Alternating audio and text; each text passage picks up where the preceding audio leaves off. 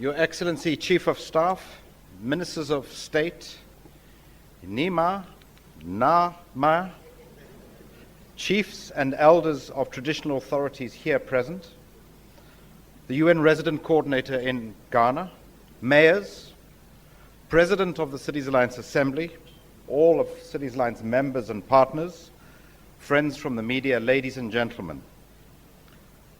On behalf of President Sall, let me welcome you to 3 days of detailed discussion on the role of cities in Africa's transformation.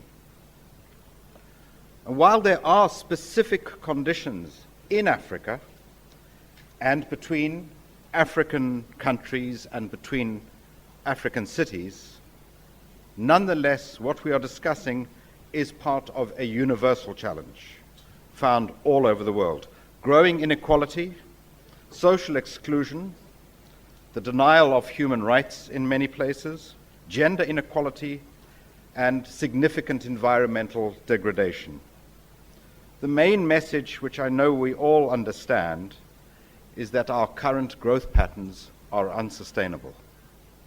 And this conference, and the work of the Cities Alliance and its members, is firmly located within and must contribute to the Sustainable Development Goals, to Agenda 2030, and to the Paris Agreement to which all governments are bound.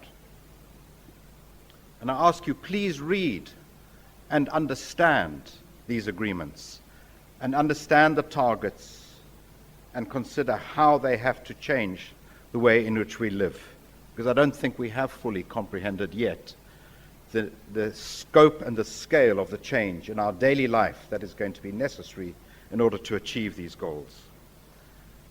These agreements provide the transformative agenda that is necessary to quite literally secure our common future.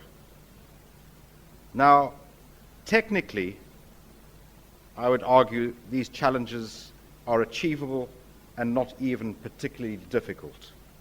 However, in order to implement SDG 11 and the associated goals, there are a number of key prerequisites and which will inform our discussions today. And I want to put just a few of the more difficult challenges on the table, ones which I hope you all recognize. The first is that I believe we fundamentally need to transform the relationship between national, regional, and city governments and provide clarity. Who does what, with what resources, with which powers, resources, and functions?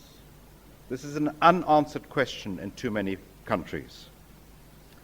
We require a completely different type of collaboration within government and between different tiers of government. From our experience, and not only in Africa, we need a mindset change that stops looking at subnational government in general and local government in particular as a lower or inferior form of government and often treated as little more than an administrative arm of a higher tier of government. This is a mindset change that is long overdue. Rather, the challenge is an approach where regional and city governments form part of an integrated and joined-up government. Secondly, we have to start from where we are, and in Africa, starting from where we are means improving our focus on small and medium cities as well as the capitals and the largest cities, and recognize the fact that as we stand here today, most growth in Africa, as it was in Latin America, is informal. Most growth that is in our cities is not the result of rural to urban migration, but it is of natural population growth within our cities as well as migration. We have to have policies that respond to the facts as they are, not as we think they are. The second transformation that is required, I believe, the one I've referred to between the tiers of government, is there needs to be a transformed relationship between the cities and the citizens throughout all African cities. City administrations of all sizes need to focus their attention on the entire city and on all citizens. Too many administrations that we have seen focus only on some parts of the city and often on providing services to the elites and ignoring the majority of the population. And by citizens, I mean not only public and private, individual and corporate, but also the formal and the informal. And I come back to my point, we have to start where we are and the way in which African cities are growing. City governments cannot handpick who they do and do not serve. And this is something that I hope we will be discussing.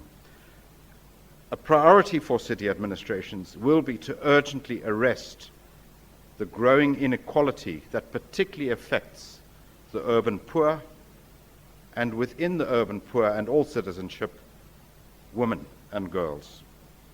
Every opportunity and every organization that is excluded from contributing to a common future is an opportunity lost. And it is this that we need to arrest. I think a key part of this as a tool is challenging governments at all levels to commit to open data and to open government, and to sharing the information that is leading to their planning. And the third of the really big challenges that I put, and these are the long-term challenges, is on the running of cities. I propose that we consider how to professionalize city administrations where this is necessary.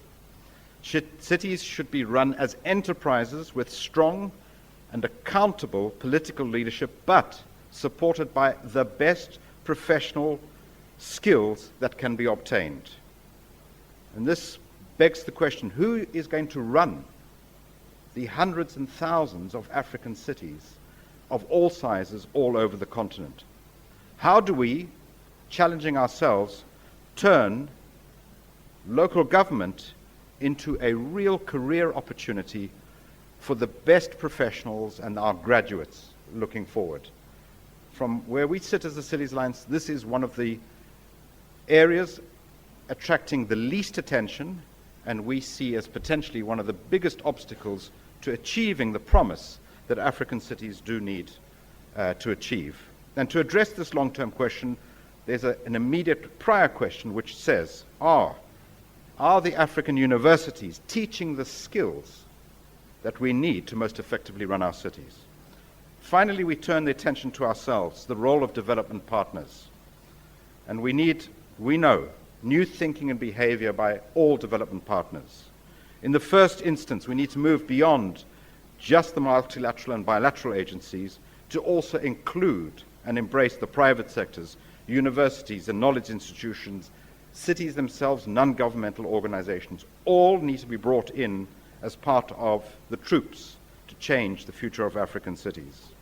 And while we are spreading the net, move away from short-term, project-based approaches to becoming long-term, programmatic, and reliable partners of the kind that African cities need. And in this, the United Nations has a key role in promoting a joined-up, collaborative, UN system-wide approach of the kind that has been promoted by Christine Evans-Klock here in Ghana, and which we will actively support. So, ladies and gentlemen, let me conclude by saying we all know we are already late collectively in responding to Africa's urbanization. The current responses in many countries are often too slow and ineffective and don't create opportunities for ordinary people in general and for women in particular. We sincerely hope that over the next 3 days we can learn from each other and from some of the cities and governments that are making good progress in Africa and make a decisive contribution to new policies and practices. I would like to conclude by thanking the Ministry of Local Government and Rural Development in Ghana, which represents the country on our management board and which has been our wonderful co-host and co-organizer of this event.